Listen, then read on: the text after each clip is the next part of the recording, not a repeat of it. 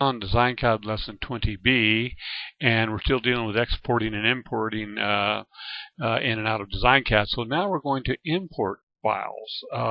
And importing is useful for a lot of reasons. We can find all kinds of information on the web. Many manufacturers actually put CAD drawings on their site, on their websites, so that we can access those. So it can be really useful for importing items, components into Dcad and using them as symbols or whatever. So we still have our garage drawing up from the previous lesson from 20A, and what I'm going to do is I'm just going to open a blank file or a blank drawing, and we'll use this drawing to import into. And so what we're going to do is we're going to import a DWG file, and then we're going to make that file usable as a symbol in Dcad. So opening my browser, and I'm just going to just do a Simpson U26 joist hanger. That'll be a pretty simple one to do and easy to find, should be. I'm going to type in my browser Simpson.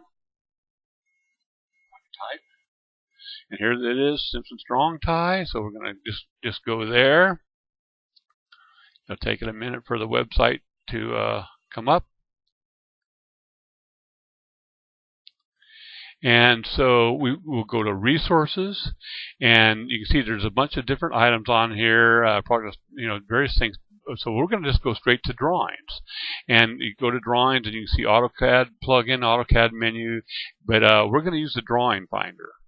So we're just going to click on the drawing finder there, and it'll come up. And since we happen to know, you can find out what drawing you might want in out of the Simpson Strong Tie catalog if you want. In this particular case, I'm going to just type in U26 because that's the one we think that we want, and hit submit and see what happens. So here are all the U26 drawings, and you can see that these drawings are both available. Many of them are available both in DWG, which is the preferred format, or DXF. So what I'm going to do is I'm just going to go ahead and download the DWG file of the U26 and just click on it here. And you can see that we've chosen to open one, so I'm just going to click OK. It's going to save the file. It'll be in downloads. You can see it up here. So it's downloaded and ready to go. So what I'm going to do now is I'm going to place that file. I'm going to get rid of some of these that I don't need right now. I'm going to place that file in my D0614 folder simply because it's kind of a handy location right now. So I'm going to click on downloads, and let's see if I can get that folder up too at the same time. Maybe not. Okay, so I'll just go up here to downloads and go to download. Here's my U26 in downloads, and I'll just pull it into that folder. It's just you can put it on the desktop, you can put it wherever you want, but for me right now it's going to be real simple just to put it in our D0614 folder. So I've just moved it there. So now I can minimize this, and I can go out of the website. I'm just going to close that window. I don't need it any longer.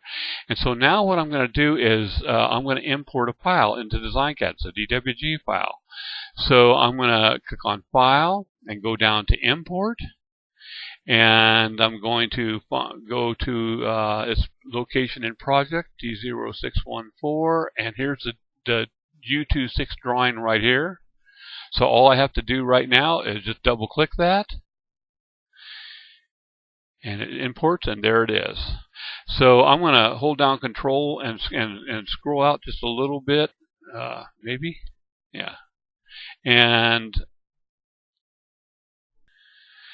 you'll find that very often the scale is not going to be a scale that we're using in Dcad, because typically I draw in unitless, and often the drawings that we import are off in size. So what I'm going to do to figure that part out is, and you can click on it and you can see that you can select various components or select the whole thing. It's just individual lines at this point. So a couple things we want to do. I'm going to hit L for layers and show you some stuff.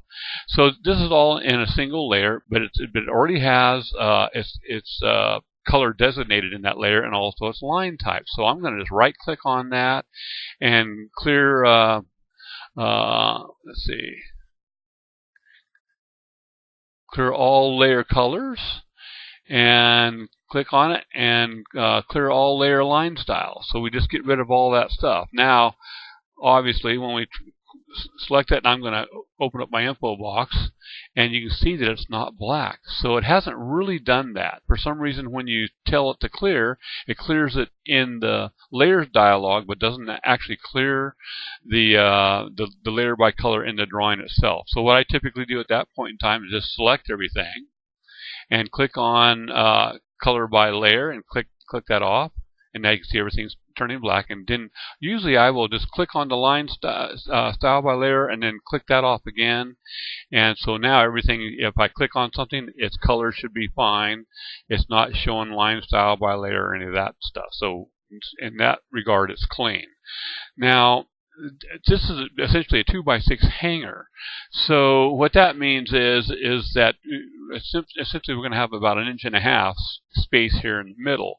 But that's not necessarily the case. So what I often do to find out what the size is I'll hit V for vector. And this should be, I don't know, a foot or so, or, a foot or two.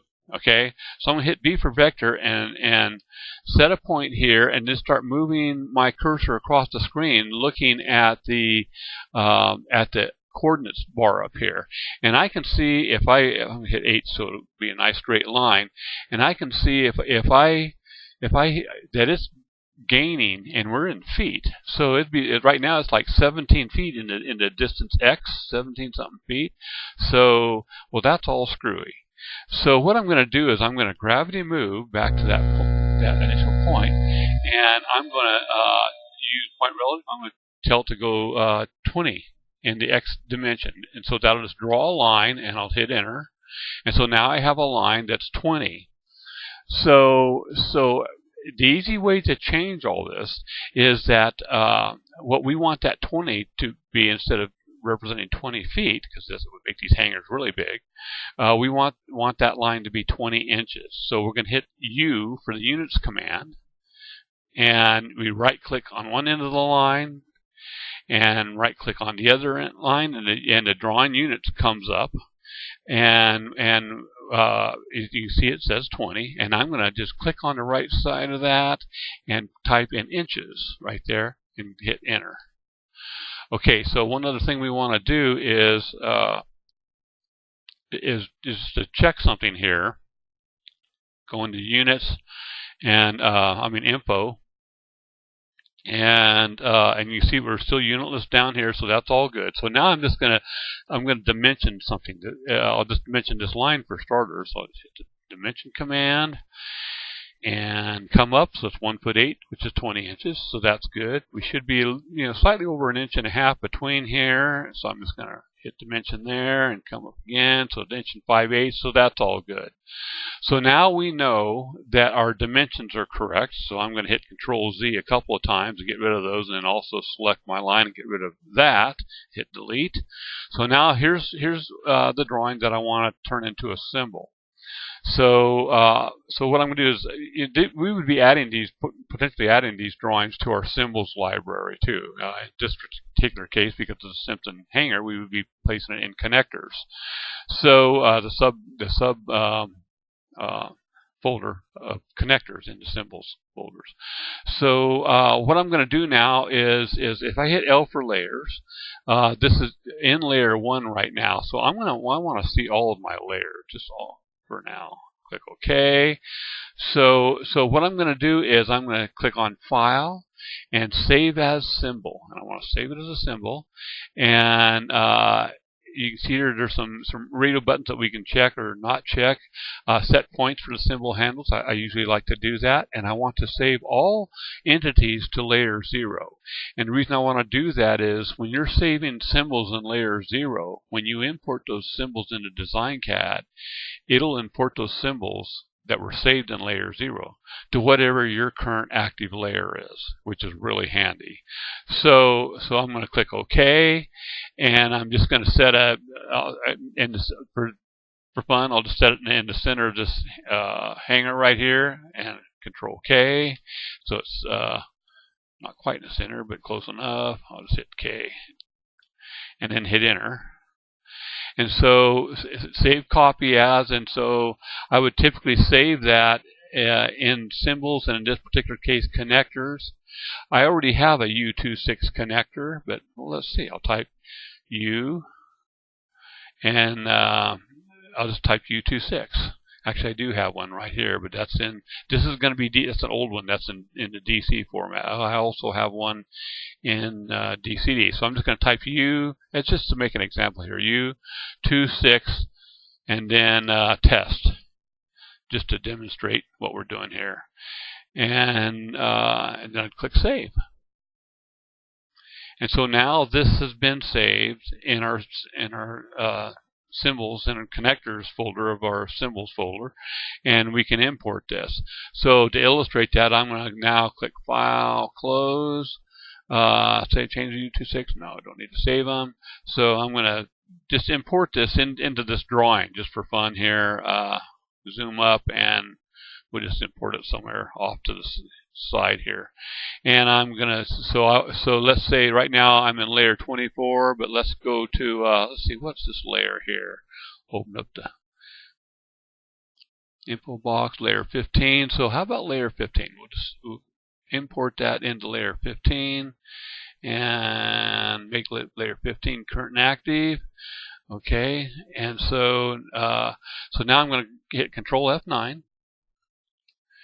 And it went to the last place I was looking for symbols, which was in the doors folder. I'm going to go up one, and you can see now I'm in the symbols folder. And I'm going to go to connectors, and I'm looking for U26 test.